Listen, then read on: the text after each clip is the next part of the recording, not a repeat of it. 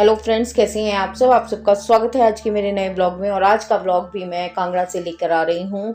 हिमाचल जितना विशाल है उतना ही खूबसूरती से भरा हुआ है।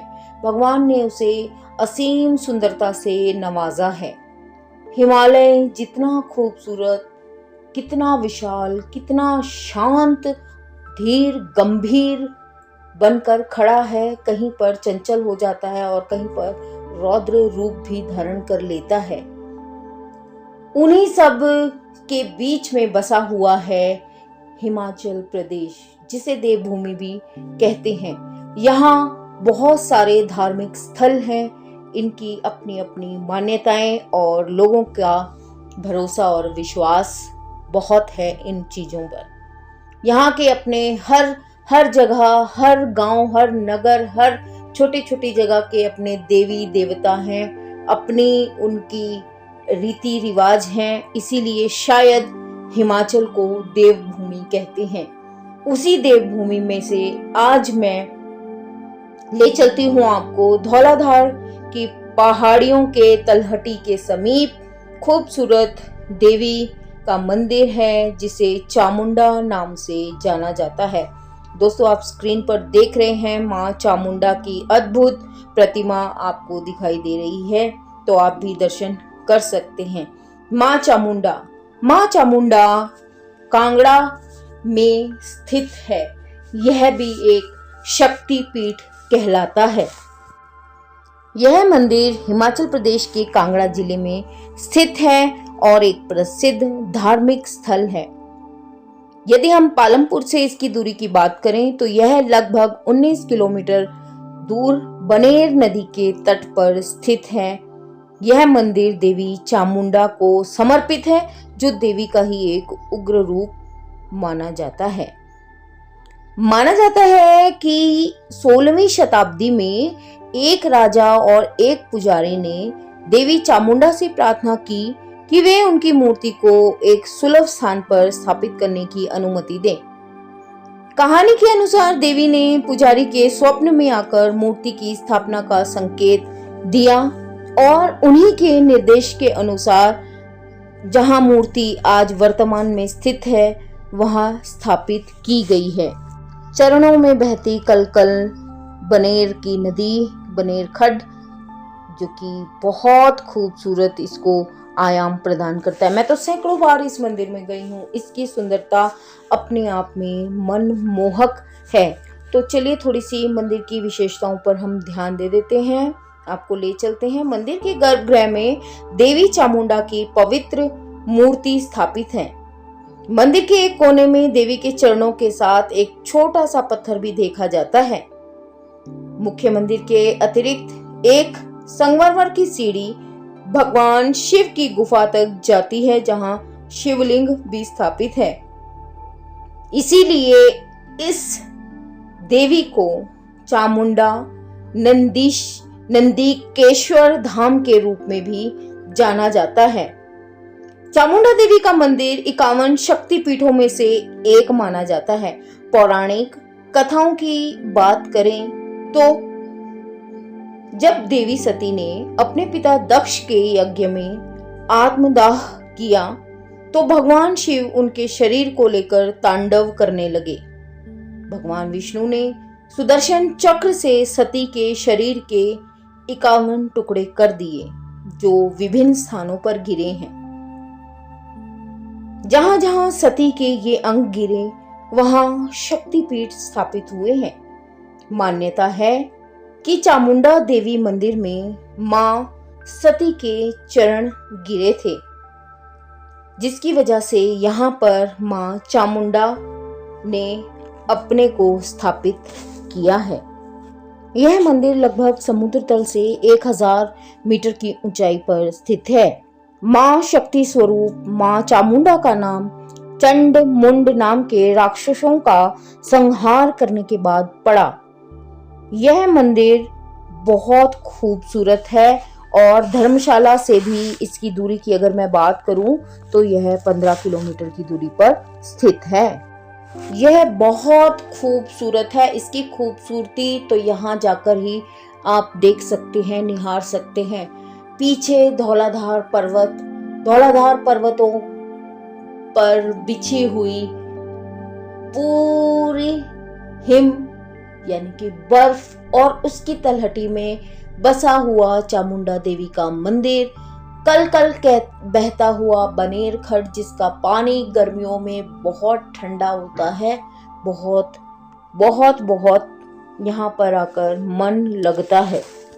साल भर श्रद्धालुओं की यहाँ पर आवाजाही रहती है। यहाँ पर माँ का भव्य मंदिर बना है। नंदीकेश्वर धाम के नाम से भी इसे जाना जाता है, जैसे मैंने बताया है, क्योंकि स्थानीय लोगों की ऐसी आस्था है कि देवी चामुंडा का यह मंदिर भगवान शिव और माता शक्ति का ऐसा निवास स्थल है जहां वे अपने विश्व भ्रमण के दौरान निवास करते हैं। मान्यता यह भी है कि कहते हैं कि इस स्थान पर भगवान शिव ने मां चामुंडा के क्रोध को शांत किया था जब वह चंड और मुंड का वध करके यहाँ आ रही थी। वह इतने गुस्से में थी कि उनके गुस्से के प्रकोप से सारा जो यहाँ का जनजीवन था वह प्रभावित हो रहा था। फिर यहाँ पर स्थानीय जनता ने सुनिश्चित किया कि हर दिन एक बलि यहाँ पर दी जाएगी। एक दिन जब एक महिला की बारी आई, उसने वह पुत्र शिव के भक्ति से ही प्राप्त किया था। उसने अपने बेटे की बलि के लिए उसे भेजा और भगवान शिव से बच्चे की रक्षा करने की आराधना की। भगवान शिव ने बलि के लिए जा रहे बच्चे को खुद के बच्चे का रूप धारण कर बातों में लगा लिया और खेलने लगे। ऐसे में बलि में विलंब पर माता चामुंडा जो है वह क्रोध में आ गई। उनका क्रोध बढ़ने लगा तो वह वहीं पहुंच गई जहां पर भगवान शिव बालक रूप बनाकर बच्चे के साथ खेल रहे थे। बच्चे ने गुस्से में देखा, माता को कहा कि मैं तो आ रहा था पर इसने ही रोक दिया। ऐसे में शिव ने बच्चे के रूप में माता को और क्रोधित कर दिया। ऐसे में माता ने बलि को आए बच्चे को छोड़ शिव का पीछा करना शुरू किया। शिव पर विशाल 5 पत्थर बरसाए, जिसमें से कुछ पत्थर आज भी यहाँ पर विराजमान है। इनमें से एक पत्थर को शिव ने उंगली पर उठा लिया।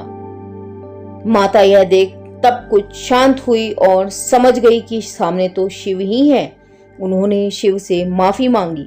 ऐसे में भगवान शिव ने मां चामुंडा को खुद को उसी जगह स्थापित होने को कहा और यह परंपरा आज भी चली आ रही है। हर रोज इस नदी के या इस खड्ड के किनारे पर शव जलता है। हर रोज बलि स्वरूप जो यहाँ पर शव लाया जाता है उसे जलाया जाता है और अगर कभी शव ना आए तो घास का पुतला लाकर इस मोक्ष धाम में जलाया जाता है। ऐसी मान्यता है। अब दूर दूर के गांव के लोग भी यहाँ स्थापित मोक्ष धाम में अपने स्नेहजन मृतक का शव जलाने आते हैं। जिस दिन कोई शव ना आए उस दिन यहाँ पर पुतला जलाया जाता है। बहुत खूबसूरत जगह पर स्थित है यह मंदिर। आप खुद भी यहाँ जाने से अपने आप को रोक नहीं पाएंगे। एक बार जाकर आएंगे तो आपका मन बार बार इस जगह पर जाने को करेगा। भगवान का मंदिर तो बहुत खूबसूरत है ही, बहुत इसमें रेनोवेशन भी हुआ है, बहुत कुछ एडिशन भी हुआ है, बहुत सुंदर बना दिया गया है, बहुत सुख सुविधाओं से संपन्न हो गया है। इसके साथ साथ ही जो यहाँ पर धौलाधार रेंज का नजारा है वो अपने आप में देखते ही बनता है। यहाँ के पशु पक्षी, यहाँ की सौंधी सौंधी खुशबू, यहाँ के गांव के भोले भाले लोग, यहाँ का नजारा अपने आप में आपका मन मोह लेगा और आपका आने का दिल ही नहीं करेगा। तो चलिए मैं आपको बताती हूँ कि कैसे यहाँ पर जाया जाए। चामुंडा देवी का मंदिर जो है धर्मशाला से 15 किलोमीटर की दूरी पर स्थित है। तो आप कैसे पहुंचेंगे ये बता रही हूँ। अगर आप कांगड़ा देवी जाते हैं नगरकोट, जिसके बारे में मैंने आपको जानकारी दी है अपने ही व्लॉग में, अगर आप उस मंदिर जा रहे हैं तो वहां से आप टैक्सी या बस से आराम से पहुंच सकते हैं चामुंडा देवी मंदिर। यह मंदिर धर्मशाला पालमपुर राष्ट्रीय राजमार्ग के बिल्कुल साथ सटा हुआ है। यहाँ पर अगर आप रेल मार्ग से जाना चाहते हैं तो पठानकोट जोगिंदर नगर रेलवे लाइन में कांगड़ा या मरंडा रेलवे स्टेशन पर ही आपको उतरना पड़ेगा। वहां से बस या टैक्सी लेकर यहाँ पर आ सकते हैं। वहीं अगर आप बाय एयर आ रहे हैं तो यहाँ से 30 किलोमीटर दूर स्थित है गग्गल एयरपोर्ट। वहां पर आप उतरिए, वहां से टैक्सी, बस या किसी भी तरह से अपनी जो भी आपको सुविधा लगती है उससे आप इस खूबसूरत जगह पर पहुंच सकते हैं। माँ चामुंडा की आरती का अपना ही महत्व है। गर्मियों और सर्दियों में इनका समय अलग अलग होता है, तो जब भी आप यहाँ जाएं तो कोशिश करें कि आप आरती में भी सम्मिलित हो पाएं, या तो सुबह की आरती या शाम की आरती में भी आप सम्मिलित हो पाएं। यहाँ पर और भी रमणीय स्थान और शक्तिपीठ हैं घूमने के लिए। अगर आप यहाँ आएं तो पूरा समय लेकर आएं, मतलब 4-5 दिन का टूर बनाकर आएं तो यहाँ पर आपका आना सफल होगा। यहाँ से आगे धर्मशाला है। धर्मशाला तो वैसे भी बहुत खूबसूरत जगह है, वहाँ पर भी बहुत सुंदर सुंदर नज़ारे हैं देखने को आपको मिल जाएंगे। माता की असीम कृपा आप सभी भक्तों पर यूं ही बनी रहे।